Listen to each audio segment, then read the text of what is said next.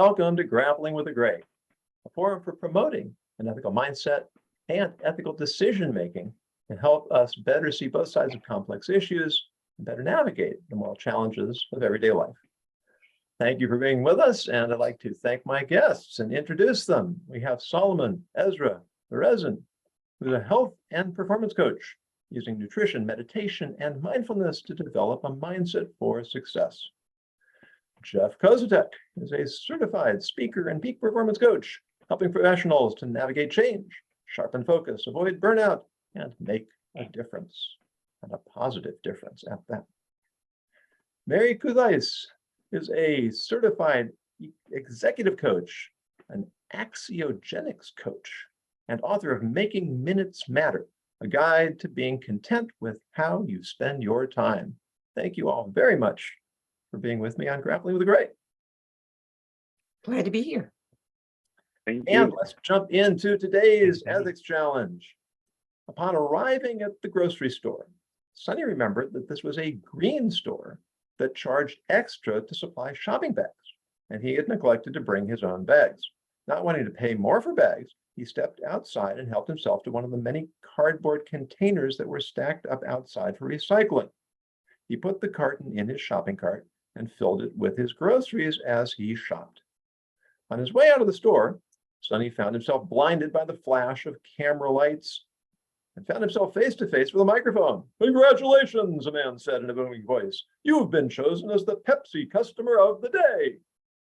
Unbeknownst to Sonny, this camera crew prowled the city daily to bestow prizes on random Pepsi customers as they emerged from their shopping adventures. "That's great," said Sonny, "but I didn't buy any Pepsi products." "Of course you did," replied the man with the microphone. "You have a Pepsi carton right there in your shopping cart." Only then did Sonny realize that the box he had grabbed from the front of the store was emblazoned with the Pepsi logo. Sonny immediately began explaining the mistake, but neither microphone man nor his crew seemed the least bit interested. They put a Pepsi baseball cap on Sonny's head, handed him a $100 gift card, and vanished as quickly as they had appeared. So our question is, should Sonny keep the gifts? The floor is open.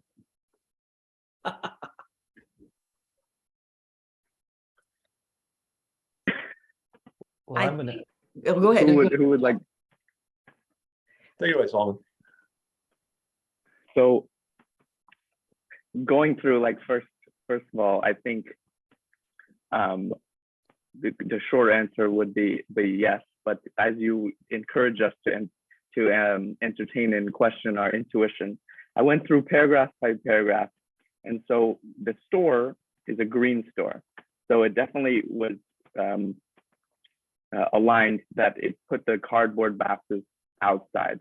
So in a way, he was already recycling it, the cardboard that they put out. And another point that stuck out is Sonny was very willing and honest that he let them know that what the mistake was. So in that way, he was very honest. It wasn't like he was cheating on a prize. And the Pepsi guys seemed to care less, even when he was sharing that. So going through all of that, I think it would be all right to keep the gift for him. There's other points that I journaled down when you first sent this to us, but I'd love to just stick with that for now and hear what everybody else is saying. Very good. In other words, it was an honest mistake. He tried to correct it. He did everything he could have, and so no problems.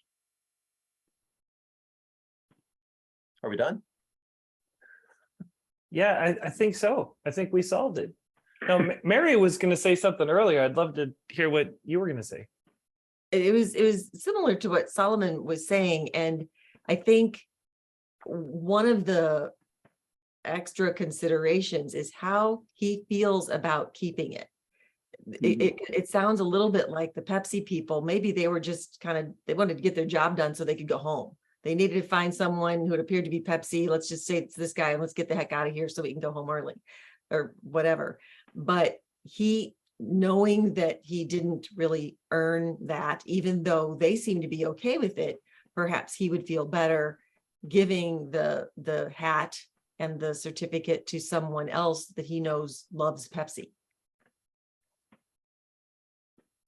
It's an interesting angle, and it's one that we talk about frequently here, that if something feels wrong to me, it's worth considering that feeling. Especially when the stakes are low. It wouldn't, if he felt it was unethical to keep these things, it would not be a tremendous sacrifice on his part to give them up. We say, if you're going to sell out, make sure you sell out for a lot. What do you think, Jeff? Man, yeah, I agree with what everybody's saying. When I read it, it seemed like the Pepsi crew was just interested in getting in and getting out, and they really cared less whether he was a real Pepsi customer or not. I thought that was interesting, and I thought, it seemed like he did everything that he could do in the moment, other than chase them down the street yelling, "This is not mine," right, and forcefully throwing it back at them. So without doing that, it seemed like, like what Solomon was saying, he was honest. I didn't do this. They refused to believe him, so then he stuck with it. So for me, everything comes back to values, and that's what we're talking about with feelings, and how does he feel about it. So if keeping the prize doesn't match with his values, even after he's tried to be honest with the film crew, then I would see that leading him to give that to someone else. On the other hand, if his values are okay, like, hey, I've done everything I can, I'll hold on to it, and it'll make for an interesting story. I think that's pretty valid also. Well, let's think for a moment. What does Pepsi want out of this? Why do they have this program in the first place? Marketing? Sure. Look at us. We're Pepsi. We give things away. Yeah, we're nice guys. Yeah. In a way, it could have been also like a clever move by the people, like saying that maybe they recognized he didn't even buy a Pepsi product, but now Sonny might feel a little bit guilty next time he goes to the store, so he's going to pick up a Pepsi product. No, they would never be that deviant, would they?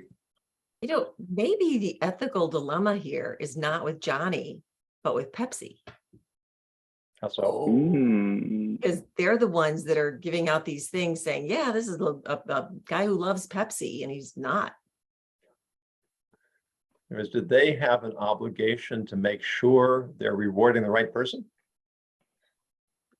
You think if what it is we're going out there being generous and noting or recognizing people who are loyal Pepsi drinkers, and that's the whole idea behind the program, then they're not being honest. This guy isn't a Pepsi drinker, at least not today. And so they're kind of getting this, not a whole lot of harm done, but it's not accurate. That's a really interesting angle.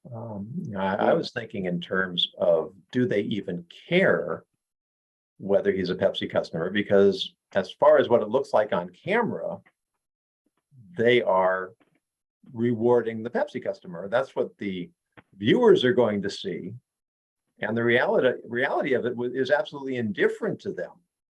Right. But what you're suggesting, Mary, is maybe they have some responsibility to verify people that they're giving these prizes to are actually the right people. Well, and I'll even take what I said about it being Pepsi, that's the ethical dilemma there.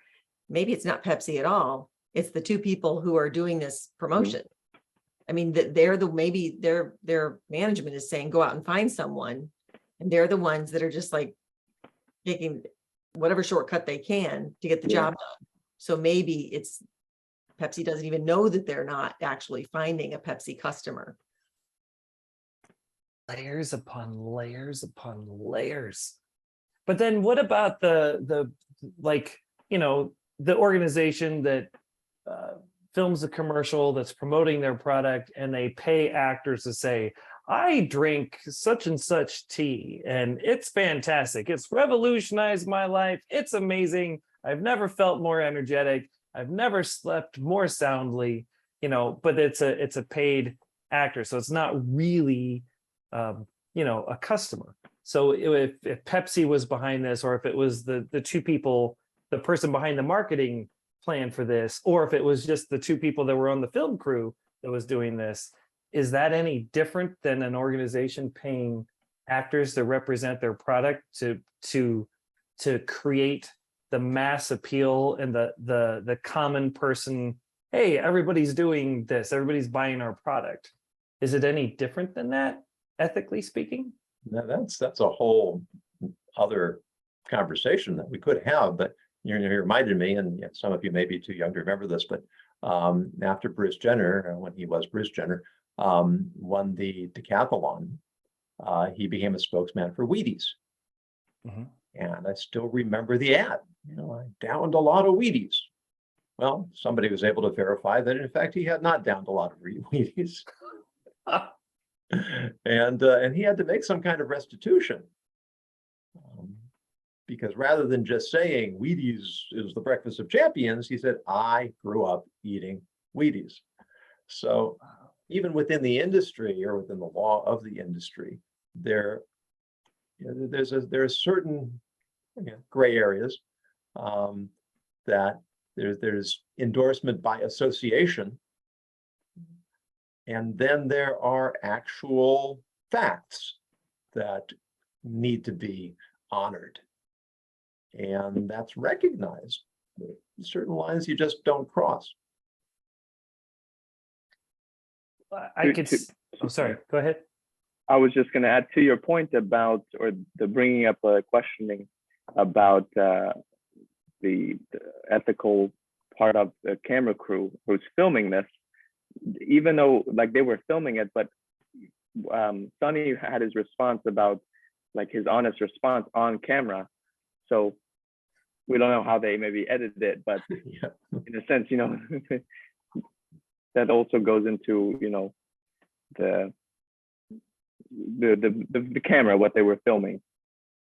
Yeah, they're not going to use all the footage. They're going to Yeah. very selectively slice and present it the way that accomplishes what they're looking for. So then the editor and the producer are looking at the footage and going, we can't use this. He said, forget that. It's fine. Look at the lighting. Look at the angles. This is beautiful. Our product looks great. And it does also get into the concept of victimless crimes. Does anybody really care? Does it matter? Is it important? With nothing being private anymore, any experience that people have, they can talk about it on social media, they can put a TikTok about it. Pepsi might run the danger of this guy going out and saying the craziest thing happened to me today. And I got all this stuff. I told them I didn't have any Pepsi here, and they're like, it doesn't matter. And so then again, Pepsi has a little bit of mud on their face, or that's the phrase, because who knows? I mean, they're taking that risk when this promotion isn't really all it's cracked up to be. Mm. And I think that probably there is a lot of internal discussion if such a thing happens, or if it's even discussed or noticed. It all comes down to a cost-benefit analysis, or a risk analysis. What are the chances people are going to find out that he wasn't actually a Pepsi drinker? And if they do, will anybody care enough to offset the benefit of using the footage for promotional purposes? And maybe that's more dangerous than the actual issue itself. The willingness to rationalize and to actually discuss the topic should it come up and decide it doesn't really matter. Let's take another step, another little step, another little step, another little step. When you, in an organization, and if that's coming from the top, where these things where you just say take a little step and a little step toward the maybe less than ethical, where no harm is really done, but those things can be a snowball. And do you want to be the kind of organization where somebody says, well, that didn't matter, so this probably won't either. And then that didn't matter, so this probably won't either. And I mean, your ethical dilemmas could get much bigger because truth doesn't really matter around here, depending upon the situation. And everybody decides what situation it does or doesn't matter. Yeah, and that really gets to the heart of what ethics are all about. That as soon as we say it really doesn't matter, we're already in really dangerous territory. Because what we're saying is there's a point at which truth just isn't important anymore. This quote attributed to Bernie Madoff, I don't know if he actually said it or not, but like a billion here, a billion there, and pretty soon you're talking about real money. But I don't believe that he set out to be a con artist or an embezzler. A lot of people who end up in those situations, they start off intending to be perfectly honest business people. And then things don't go the way they thought, and they get a little behind, and they start robbing Peter to pay Paul. And it's just borrowing. It's not robbing. I knew a person personally who got into that situation, and he was swapping loans that kept getting bigger and bigger and bigger. And it finally came crashing down. He cost some people a lot of money. And,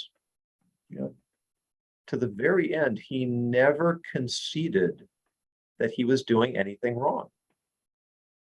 It was for a nonprofit. It was all in a good cause. He intended to make it work. He was just scrambling to get on a solid footing. And in his own mind, he never did anything wrong, even though he ended up costing people tens of thousands of dollars. Yeah. And it starts very small. Because he was thinking about his original intent as opposed to what he was actually doing now. Yeah. I heard about a famous road paved with good intentions. How'd that turn out? It did not turn out well. I come from an entertainment background, and whenever you're say no, surprise. Yes. So whenever you're playing the part of a villain, I mean, it's always, the villain always thinks that they're right. And so and you get to that space where you become the villain, or where you're doing very unethical decisions like what you're talking about. I mean, it makes total sense to them because they've taken those little steps. Let's go down that road for a second. This is something that's been on my mind for a while. It's a bit of a departure from where we started, but that's okay. They've started making these origin story movies. Joker and Snow White one, I forget what that was called. And what they seem to be doing is showing you how these supervillains got to be supervillains.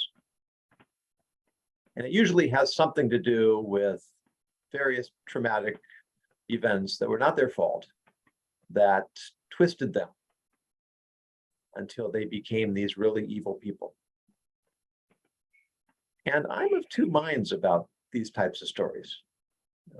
On the one hand, this is really what we're talking about, how you have to be careful, because little decisions or little incidents do snowball and do lead to places we would never imagine. But on the other hand, there seems to be an implicit message that these supervillains, it's not really their fault. They were victims of circumstance. and they became wicked because people, society, the culture didn't allow them to develop in a healthy way. And I think both, there's some legitimacy to both of these points of view, but isn't it a little dangerous to promote this narrative that we aren't really responsible for what we become if we have other people we can blame for it? Well, I mean, you have to suffer through the Star Wars prequels to get another take on that.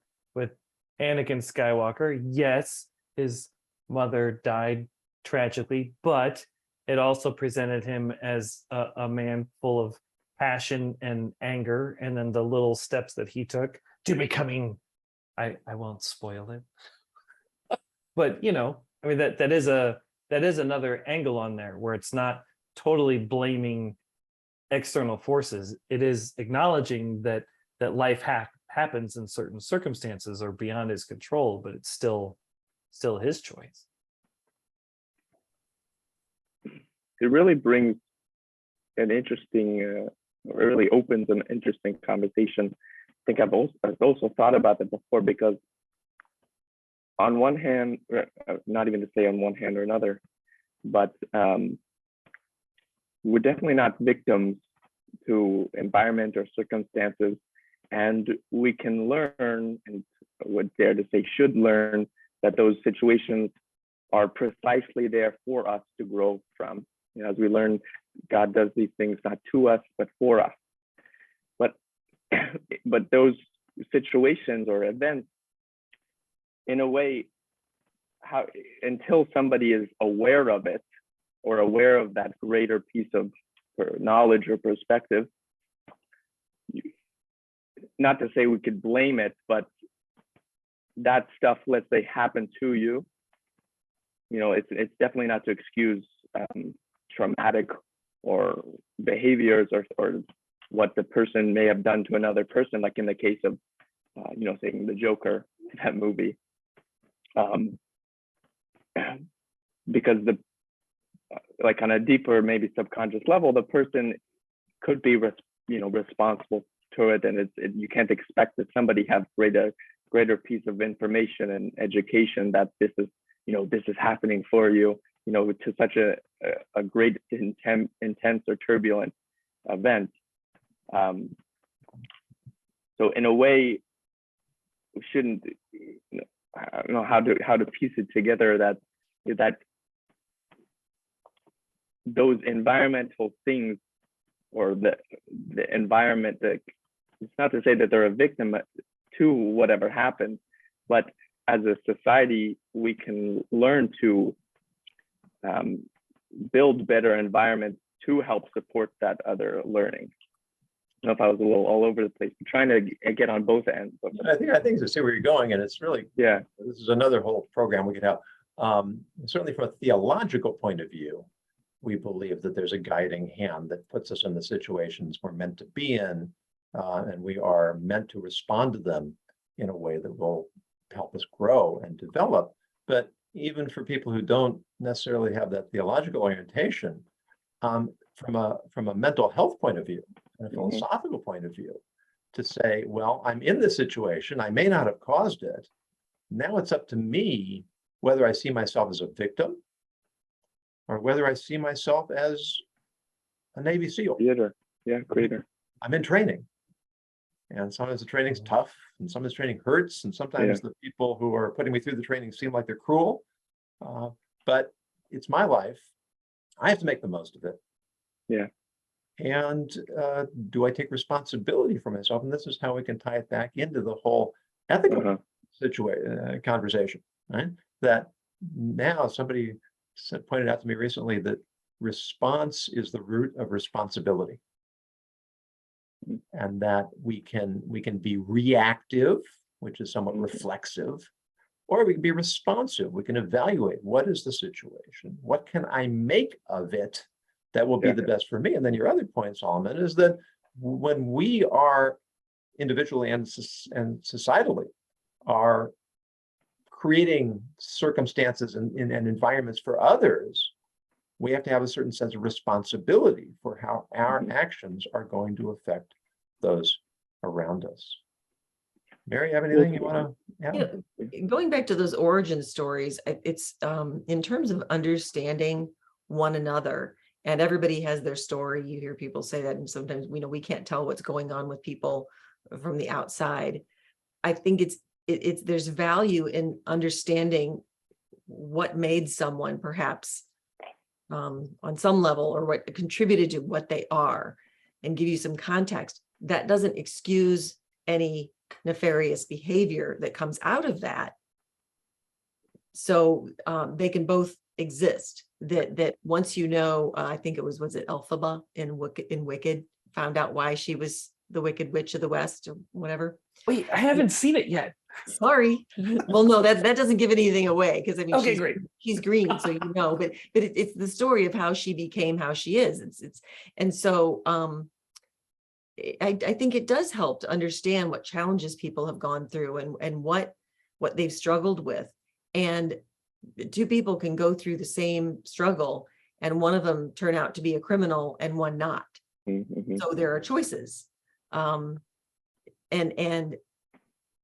not to be in a position to judge, but certainly that awareness of where they come from can be insightful.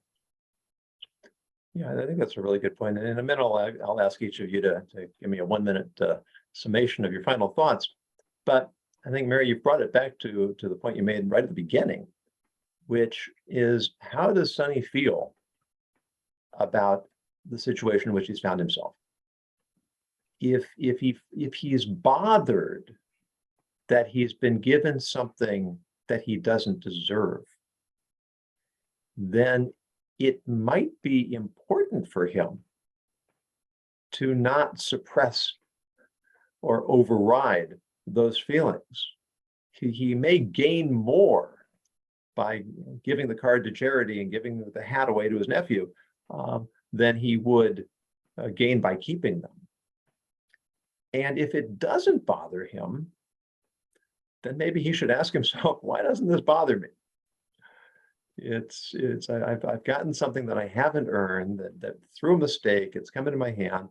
All right, maybe this is Providence giving me a gift.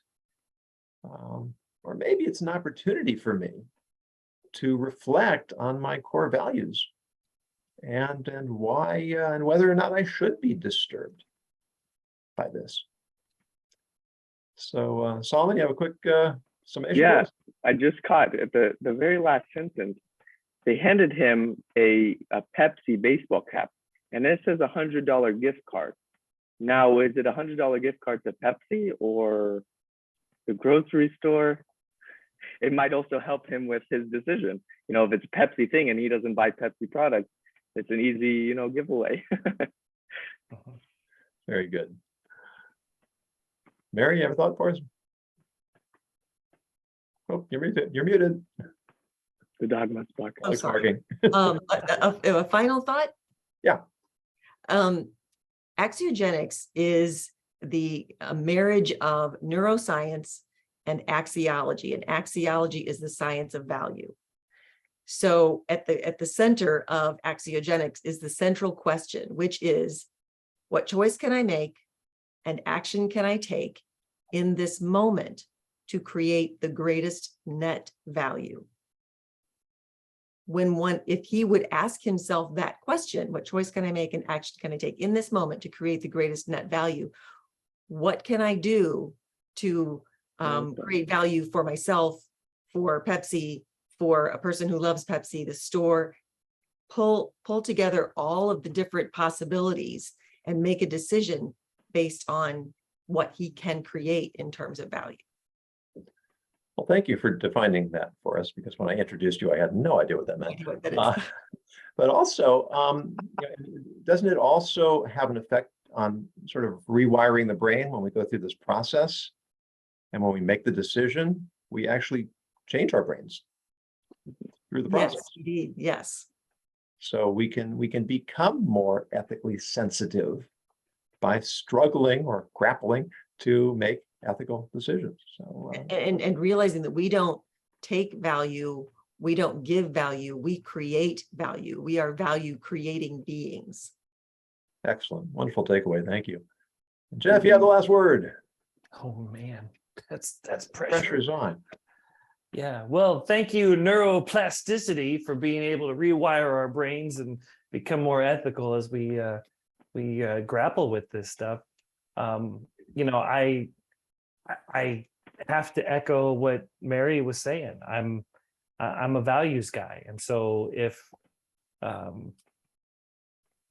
he's sitting there and his values lead him to not accept it, you know, it seems like he has, or he's demonstrating some value of integrity or honesty, and the fact that he spoke up on camera and tried to refuse. And, you know, so if he's being true to that, it sounds like that would lead him to take certain action afterwards. And if not, you know, you could take responsibility for your actions. I think it gets really tricky when we start imposing that or projecting that on everybody else, and in this case projecting it on the Pepsi people. So maybe that leads him to a different set. So for me, it's come back to your values and look for your North Star there. Thank you. Values, self-reflection. Those are valuable tools to help us. Right, to help us navigate these waters and grapple with these types of situations. So thank you all very much. I'd like to thank my panelists, Mary Kutheis, Solomon Berezin, and Jeff Koziatek for joining us. Hope you'll join me again. And for those of you watching or listening, if you'd like to suggest an ethical scenario or dilemma for us to discuss, please go to my website, jonasandgoldson.com, and use the contact box to submit your proposal. If it's something intriguing, we'll definitely take it up. If you are a Grappling with Gray member, please use the community link to participate in a follow-up open forum for continued discussion. If you're not a member, please go to gwtg.live. That's gwtg.live, where you can sign up for a free 30-day trial and enjoy member benefits. Please join us again next week for another ethical discussion as our panel grapples with the gray.